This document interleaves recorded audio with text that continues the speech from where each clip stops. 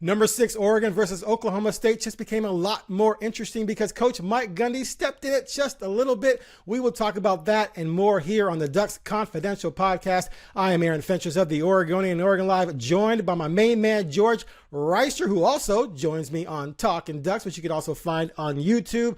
George, you host the Unafraid Show. You've been busy this week. I've noticed this Gundy thing got you spinning a little bit. You've been firing off some videos. I love to see it. You also did a deep dive preview of this game, which I was impressed with. So you can carry that segment because I have no feelings about this game whatsoever. Ducks gonna win by 30. I did like this much research, so we'll let you carry that segment. But how you doing, man? How's your week going?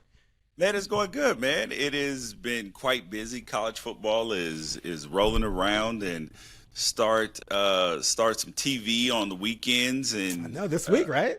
Yeah. So right. It's exciting. And so I this weekend on its face does not look like great football. You know what I mean? Because there's only one ranked game.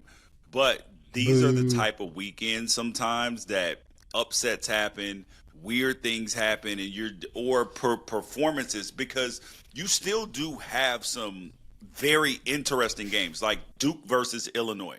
That is a very interesting game. And then you also have Missouri versus Kansas. Very interesting game as well. So there are a number of games that are going to be interesting. And then you're looking at like Alabama, how they are going to respond to all the noise around them when it comes to Kalen DeBoer as their head coach. They're talking about buyouts, the structure, and bro, they already. Yes.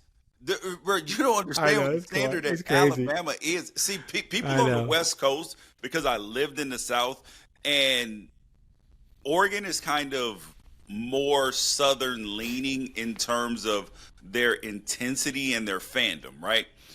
They are, and so are like Utah. Utah is like that too, where their fans are insanely dedicated to what they post, right? So, I mean, to all the noise surrounding the team, good, bad, indifferent. But in the South, and particularly at Alabama, they've been so spoiled. Kalen DeBoer, who I believe is a really good coach, I just don't know if Alabama's the perfect fit for him, is that he goes down to the South as a city slicker, as an outsider. You got to learn the culture. And players down there want to be coached a different way than players on the West Coast do. And in general, obviously there are some exceptions here and there, but then Kalen DeBoer goes down there. He's not having the type of success. Aaron, do you realize in their last 10 games, they are 5-10, and they have lost to 4 unranked opponents with a roster. 4 unranked opponents. Nick Saban beat the last 100 unranked opponents, and it's not like the cupboard was bare. They have the most talented roster in all of college football, based on rankings.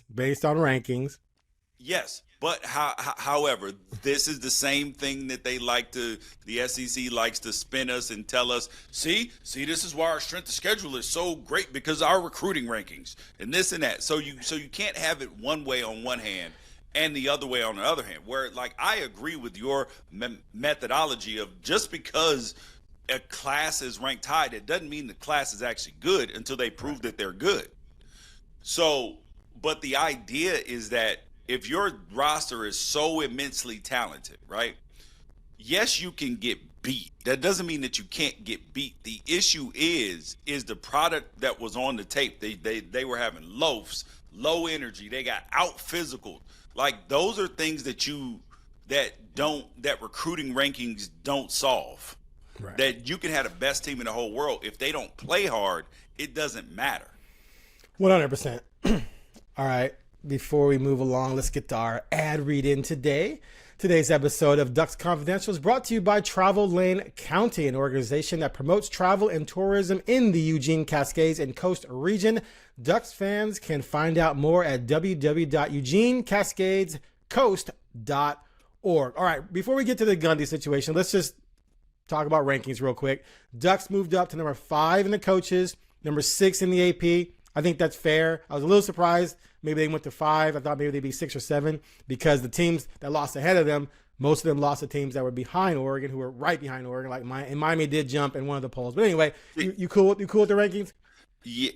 Yes. Not that it matters, but you cool? Yeah, I'm fine with where Oregon is. My frustration, if I'm being completely honest with the rankings, is we let preseason rankings then impact the next thing.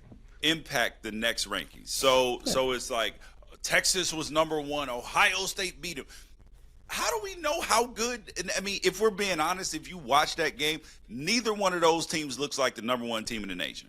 And I do understand that it's the first week and they're not going to be the same version of themselves 4 weeks from now. But we can't sit there. We can't honestly say, Aaron, did you watch that game? I was actually, I didn't realize it was early. I thought it was on the exact same time as Oregon. I was actually driving while that was on. I walked into the press box and boom, it was fourth quarter. I was like, whoa. So no, I did not watch the game. Yeah. So, but I've seen the highlights and it looked bad. Yeah. The highlights. Like neither one of those teams looked like the best team in college football. And then when you watch the Clemson LSU game, I looked at it and I went and watched the all 22. Clemson's offensive line and their coaching for their offensive line and their blocking schemes was absolutely awful. It was dog water. So now I'm like, I don't even know what to make a LSU because they struggled with this as well. So that's why we don't know. No one knows. Rankings are for entertainment purposes. Yeah, that's why when I do my rankings, I literally tear up everything from the from the preseason rankings and start over. So I ended up with But isn't that an overreaction? Huh? Is that also an overreaction to 1 week? No, because that is all the data points that we have. So, and then after this weekend, I tear it up again and assess week 1 and week 2 as a combination to get the rankings again. And I base it on 3 criteria: schedule, play, quality wins, and dominance. So if you are, even if I think that the best team in the whole country is, like I can think the best team in the whole country and it's clear in my mind, but they've played, Missouri State, Utah Tech, and Montana State, they're not going to be number 1 in my rankings. Okay. It's just not going to happen until you actually, it is impossible to get to number 1 in my ranking unless you have played some opponents. So, it would be impossible unless there was no circumstance that Oregon could have been ranked number 1 after last week. In my poll, zero possibility. Zero possibility for Georgia. Zero possibility for you get the point. Yeah. And so I came. So what's your top 5? What's your top 5? LSU. 1. Yep. Okay. Miami. Yeah. Ohio State. Okay. Penn State. Oregon. Then I had Georgia, FSU, Utah, Iowa State, and Tennessee. Okay. So I've always said this. The great thing about rankings is why, the AP poll has so many voters. Is it 60-something? I remember it used to be 70-something. Yeah, is that you have 63 different value systems. Yeah. How they see things. And then you put it all together. Yeah. So that, we all see things differently. We all look at that. And that's what makes a poll great. All right. Let's get into the Coach Gundy situation. I'm going to say right now, I think this is manufactured nonsense. I think this is a situation where people just thought, ooh, I can make a controversial video, and they couldn't wait to run on the radio or run on the podcast to blow this out of proportion. That's just me.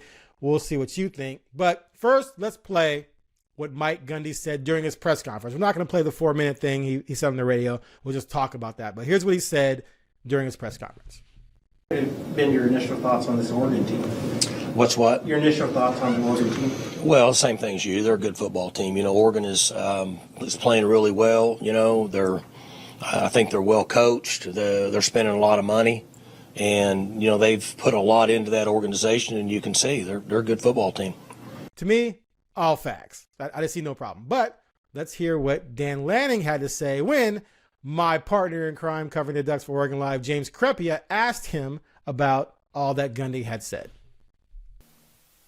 Mike Gundy spoke quite a bit today and mentioned a lot about how much the resources are here, a lot of spending on the team here, suggested the roster cost $40 million last season, and also said that non-conference scheduling perhaps should be more aligned with budgets. Just didn't know if, with all of those comments, if you had a particular reaction or thoughts about future scheduling or how much there may be a disparity between these programs.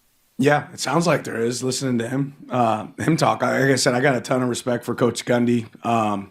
Ultimately, how blessed are we to be in a place that's invested in winning? If you want to be a top 10 team in college football, you better be invested in winning. And we spend to win. Some people save to have an excuse for why they don't, right? And ultimately, like, he's a great coach. They've done an unbelievable job, but I want to be a team that's competing at the highest level. And we're really fortunate to be in that situation. So I can't speak on their situation. I have no idea, what they got in their pockets over there. I'm sure UT Martin maybe didn't have as much as them last week, and they played. So we'll let it play out.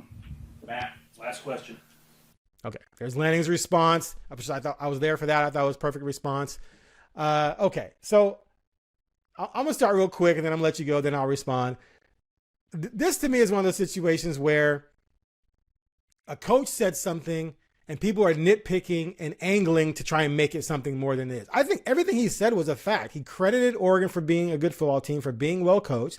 And then he just pointed out they spend a lot of money. They have a lot of resources. And then on the radio show, he was asked specifically, when you scheduled Bama, when you scheduled Oregon, we didn't have the NIL situation. Does that give you pause now? And he said, yeah, some teams are going to have to consider if they're going to schedule teams in the future that have way more resources than them, even enough money maybe to steal their players, because it's not going to be a competitive situation. I see no problem with what he's saying at all. And it's true. Like, why would you? If you have a $4 million NIL budget, why are you going to look non-conference and schedule someone with a $20 million NIL budget? It's almost a guaranteed loss. You're probably not going to want to do that. So I don't see the problem. What say you? Mike Gundy, shut up with the crying. I don't think he's crying. He was asked the question. No. Okay, go ahead. Aaron. You go. There was reason for people to, and Dan clearly took umbrage with it, because here is the issue. First of all, he starts making up mythical numbers. Oh, it's a $40 million. Okay, they got a $40 million budget. That was crazy. You're right. Yes. And so now you're saying it like you're making excuses before the game even starts. No.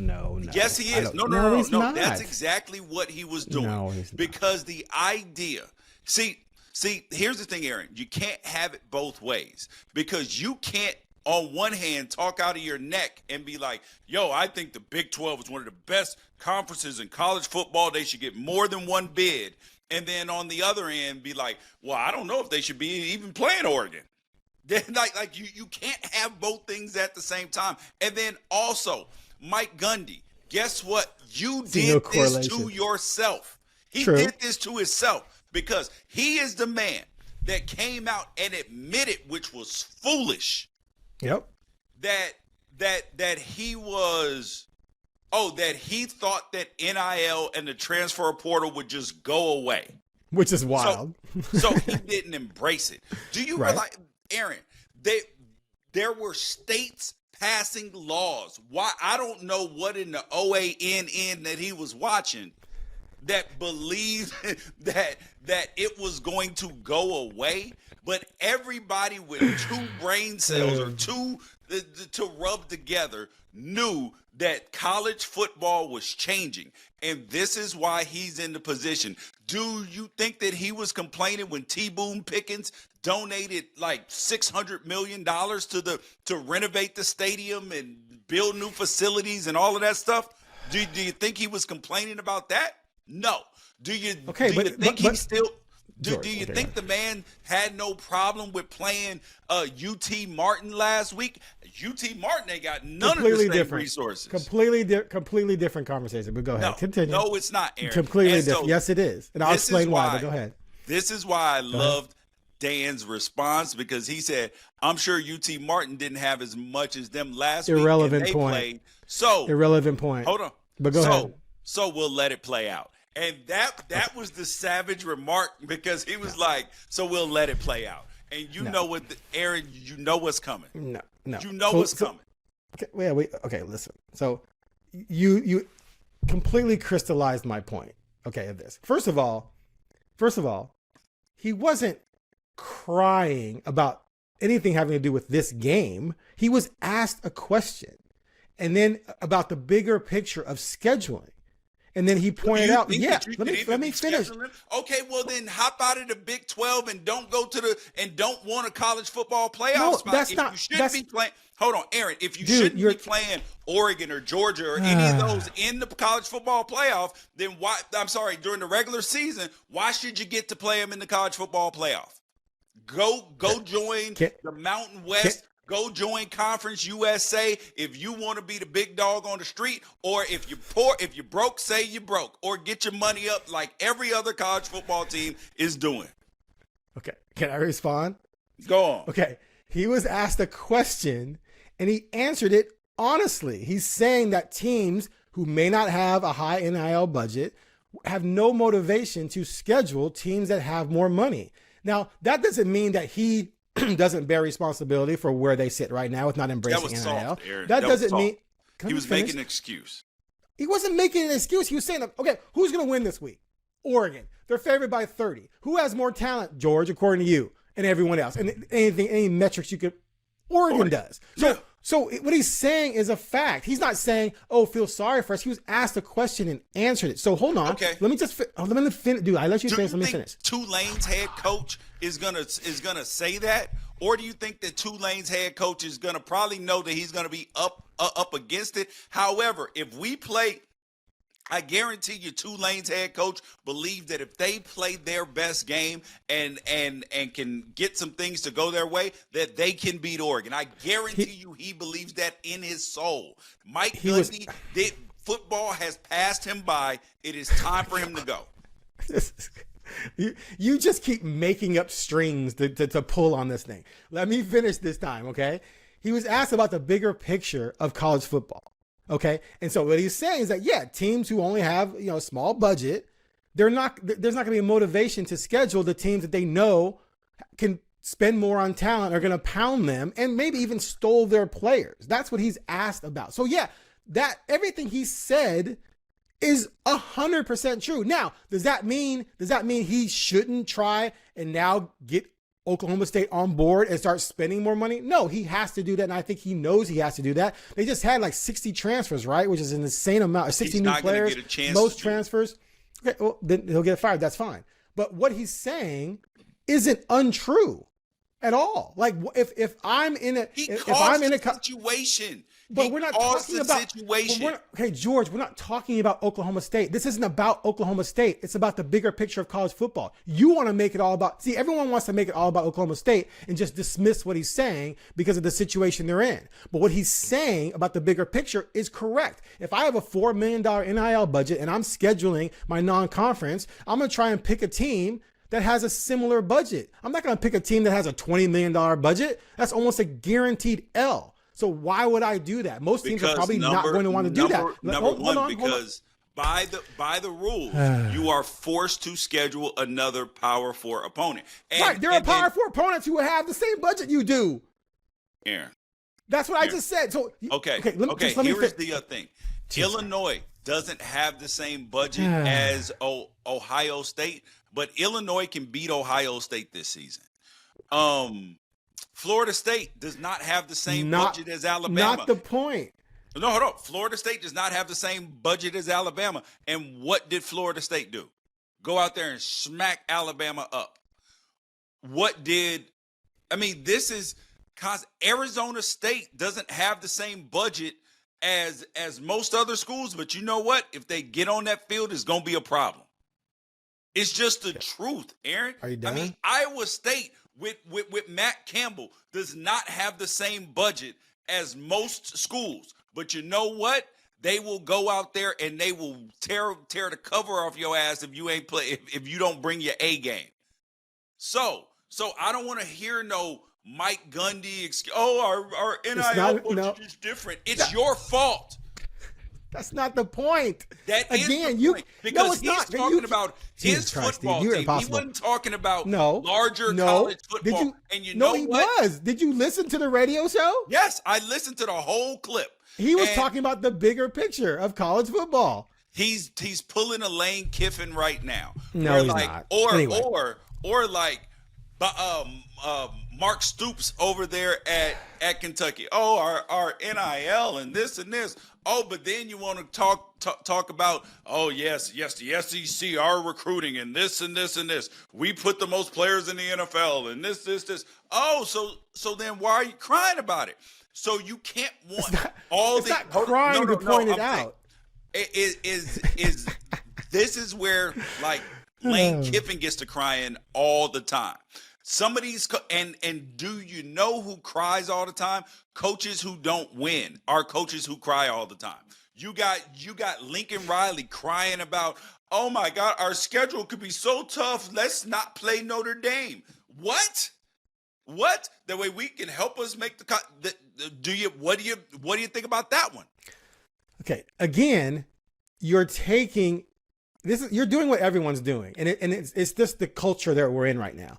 You are nitpicking little things and then making it into a big deal. That's not what he was talking about. Number one, now, Aaron, this is college football. This is exactly what we do. This is the reason why people track planes because it's ridiculous.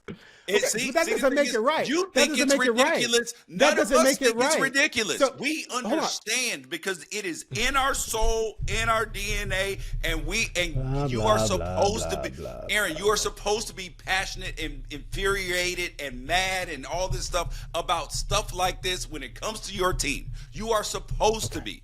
So and these rational minds and all of this stuff trying to find a way to. Okay, so at least you recognize that I'm being rational. Okay, you're being irrational. You just admitted you and everyone else are being irrational. I'm being irrational. I actually think we're the normal. Let me finish. I believe we're the normal ones. No, you're the usual ones because people are usually ridiculous and irrational. But let me hold on. There is a reason you have to let me why. finish the sentence. Jesus Christ. Oh, I broke Aaron. You didn't break me. You won't shut the hell up. Shut up. See, look. That's the passion. That's the passion. That's not passion. This is a ridiculous conversation because you won't shut up. You keep saying the same things over and over again. So let me finish. Okay, go on. Now we gotta bleep that out. God. How does YouTube? No, the Oregonian's gonna have to bleep that out. Okay, so just listen. Okay. I don't disagree with you about Gundy messing up. He messed up. I don't disagree with you that teams like Oklahoma State are going to have to try and figure things out. But his bigger picture point is 100% on point. It's why it's such a big deal to be able to do what Oregon does. If Oregon were in a situation where they couldn't do these things, where they didn't have the money, they didn't have the facility, they didn't have Phil Knight, Oregon fans and former Ducks like you will be complaining about how unfair it is. Of course we're losing. We don't have the money. So it's when you're at the top of the food chain, when you're the shark, Jaws' greatest movie of all time, by the way, when you're the shark, you like the rules. Because there's only two things in the ocean that can mess with you. But when you're the little fishies, yeah, it pisses you off. And so I understand where he's coming from a bigger picture, not only because the budget creates roster disparity, but the teams with the money can literally take the players from the teams they're competing with, which creates an even greater disparity. And we've already seen Oregon do that. So I think that point is legit. Now, hold on. Now, the Tennessee Martin quip from Lanning, completely irrelevant. I couldn't believe people latched onto that because the disparity between FBS and FCS or Division I and 1AA has always been there. Those games are scheduled for two reasons. One, as a tune-up for the bigger program, and two, as a payday for the lesser. That's been going on forever. That has not changed with NIL. There's always been a disparity. That's always been there. So them scheduling Tennessee Martin has nothing to do with what he's talking about with Power 4 teams at the lower end trying to schedule non-conference and saying, well, if I'm Purdue, why am I scheduling Bama? I'm going to schedule someone else with a similar budget to make it a more equitable game.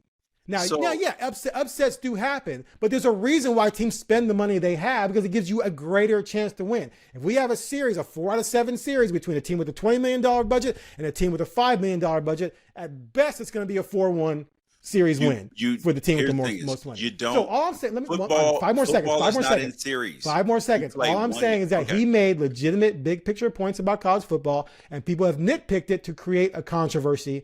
And I just think it's overblown. Okay, I don't now think it's you a can respond. It's just it is what it is. So by your statement, Oregon should not have, in Dan Lanning's first year, Oregon should not have played Georgia because Georgia's budget. No, it's not. It's not a should not have. See, this is what I'm talking about, spinning it. I didn't say should not have. I said teams need to consider. He was saying teams need to consider what Oregon they should have do. considered and so they need to consider Georgia, it. not playing And that Georgia. was before, but that wasn't that before people started spending. I mean, there was some money being spent, but Georgia, that was before what's happening now. The SEC been paying players under the table, right? We know that, but and again, I'm not saying anyone should do anything.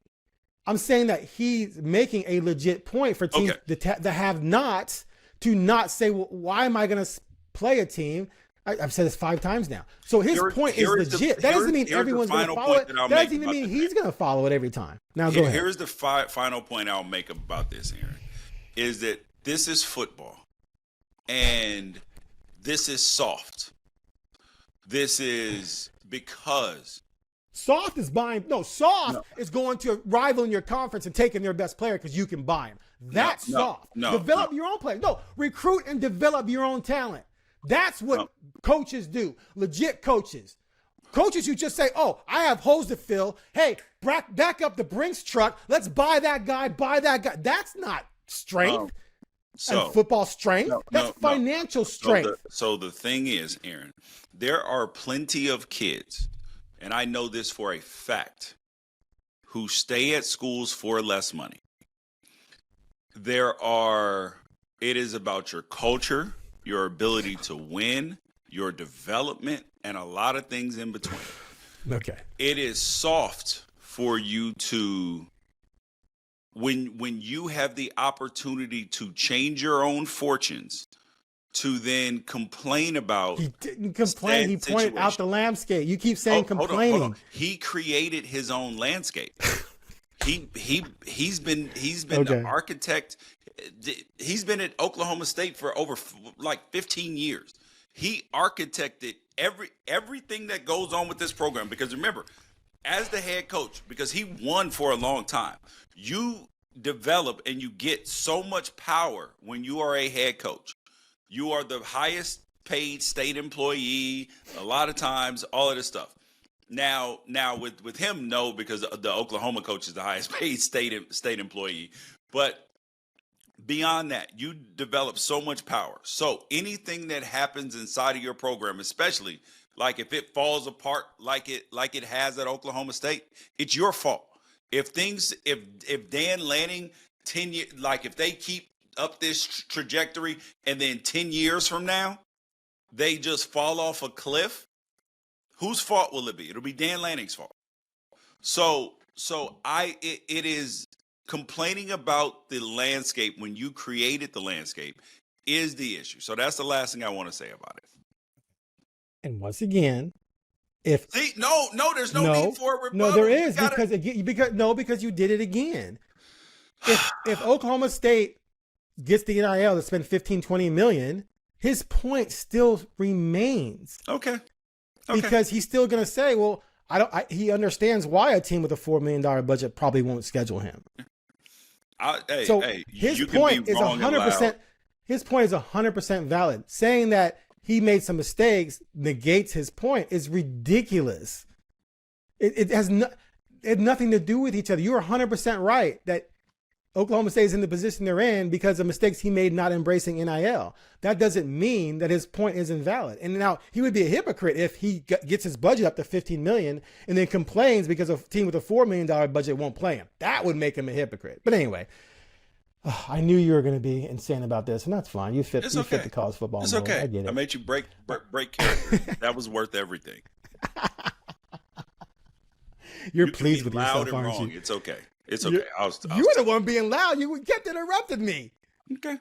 You were the loud one. All right, y'all real quickly. Go in the comments. Hey, y'all go. Oh, go in. Do I expect Duck fans to take your side? Of course they will. I don't care. I've never. Listen. The more Duck fans attack me, the more I end up being right. It's been proven for 2 decades now, so I'm not even worried about that. They're going to take your side. That's one of the reasons why I selected you, because I want them to take your side so I can continually be right and rub it in your face and theirs. All right, moving on.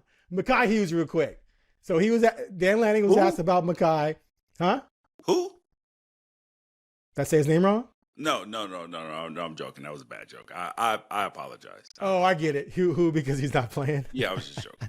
It was 100% joke. So if his family is watching, see, George Wrighster, he can be found at 4799 18 West Avenue in Los Angeles. I made that out. Anyway.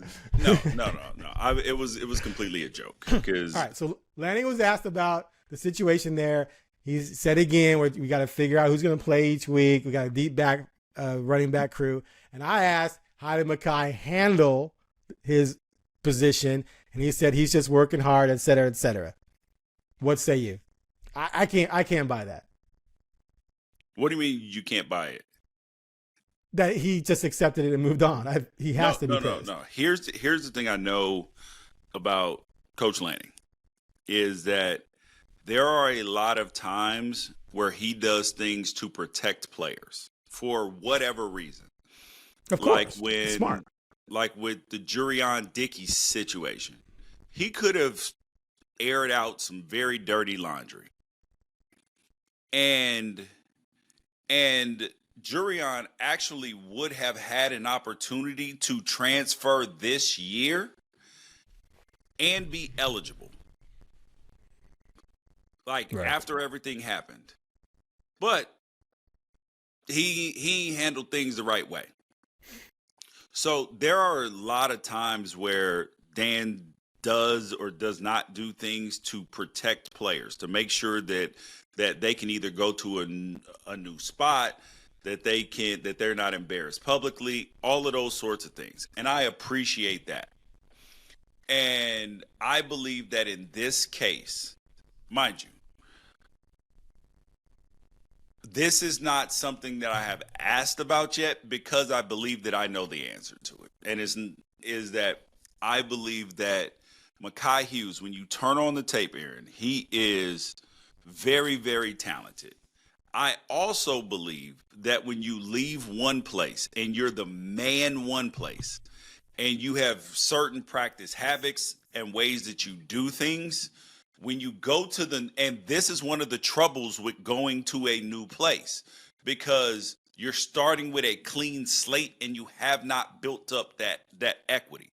Because if he went to Tulane, if he had stayed at Tulane, can we agree that Aaron, after 2,800 yards, that pretty much no matter what he did or did not do, he was probably going to be the starting running back?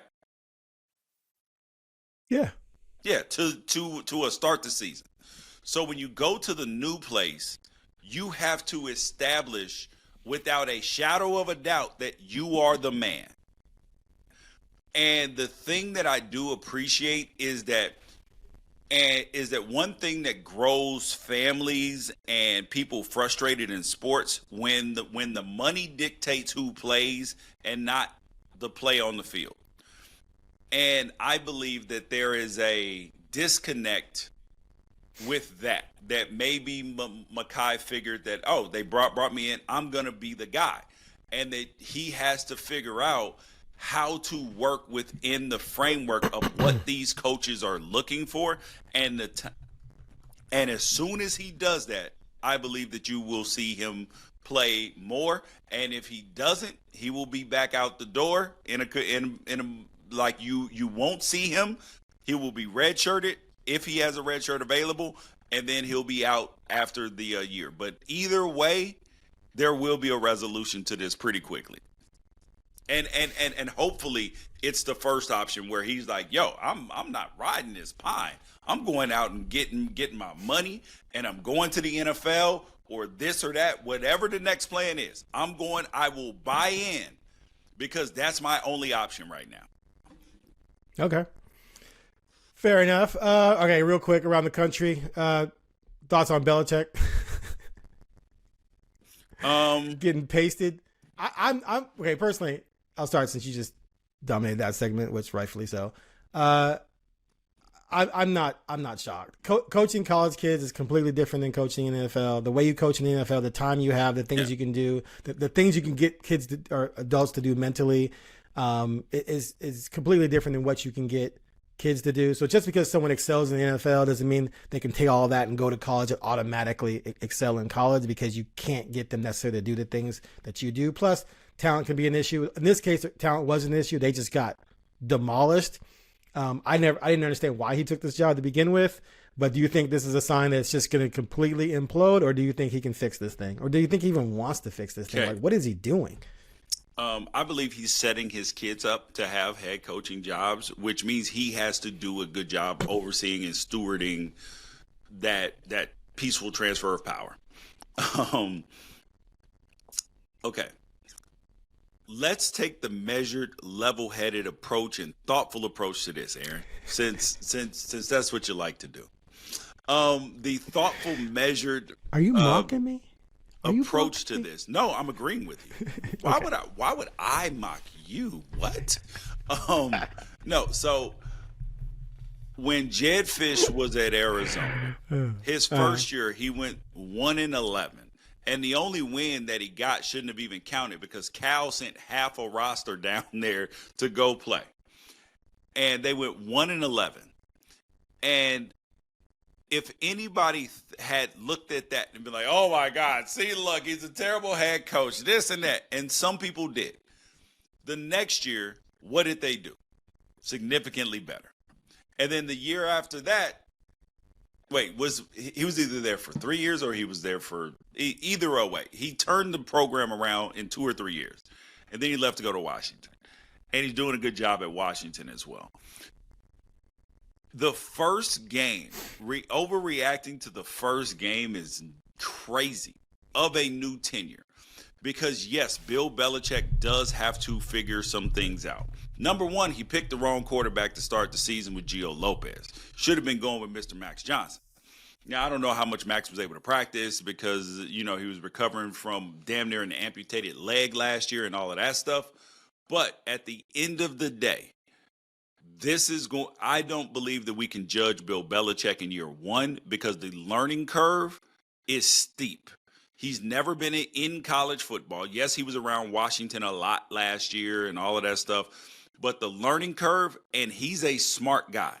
So if he is still within his football faculties and he's not this helpless old man that's getting run over by this 24-year-old, if he is still of sound mind and body, he is a dedicated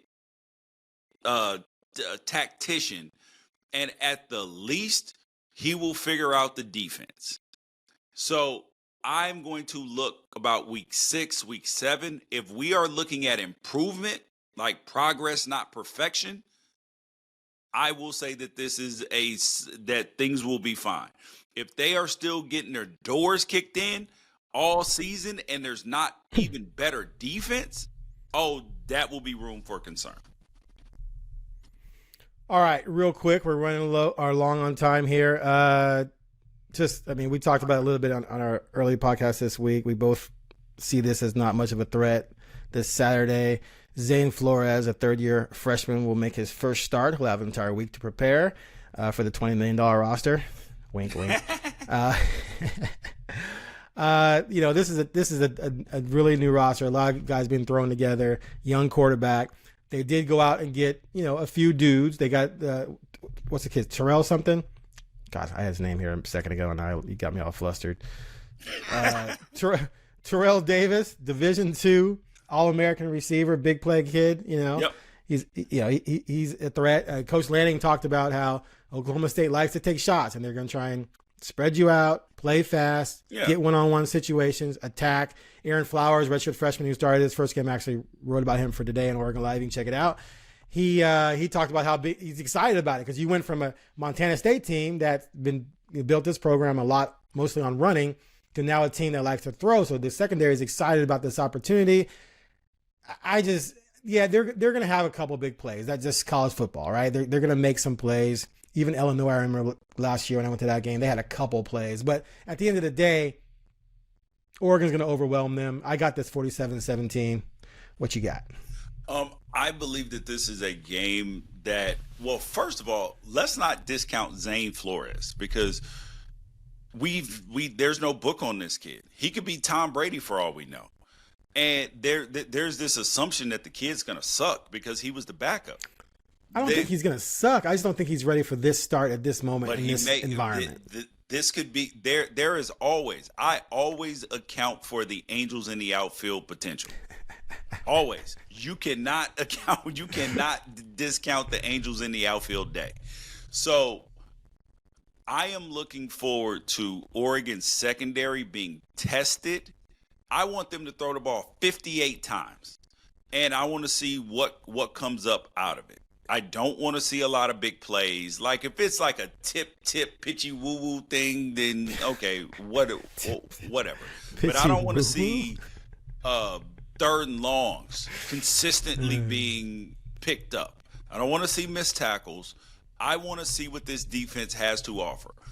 And Oklahoma State's defensive coordinator, Todd Grantham, he is a man who is going to blitz the hell out of you. And I want to see how this offensive line responds. I want to see how Dante Moore responds if he gets a little bit of pressure. Because the question about him has never been talent. It is there a poodle in the heart, or is there a dog, or is there a big Cane Corso in there? Right. And I believe that there's a Cane Corso in there. And that so I want to see how this team responds, because great teams, they take care of business when inferior opponents are there. They drag them through the mud. And that's exactly what I want to see the Oregon Ducks do here, is drag them through the mud. But get pressure tested in some situations, and that way you're ready for when it is time to go to Happy Valley. Fair. I hear you. Just to illustrate sort of where they are defensively, the outside linebacker Wendell Gregory, a redshirt freshman transfer from South Carolina, another impact player, linebacker Brian McCoy Jr., an Akron transfer. So, yeah, they went out in the transfer portal and just reloaded this roster to make up for the mistakes that Gundy made. I can't believe he thought the transfer portal and the NIL was going to go away. That is crazy talk. I'm with you 100% on that. Like, there's no way you can put the toothpaste back in that tube. So we'll see how things work out for them down the road, but they're about to get smacked around on Saturday. Yes. All right, before we go, I got to do my final ad read here. Today's episode of the Ducks Confidential Podcast was brought to you by Travel Lane County, an organization that promotes travel and tourism in the Eugene, Cascades, and Coast region. Duck fans can learn more at www.eugenecascadescoast.org. Any final words, Mr. Wrighster? Go Ducks. Perfect ending.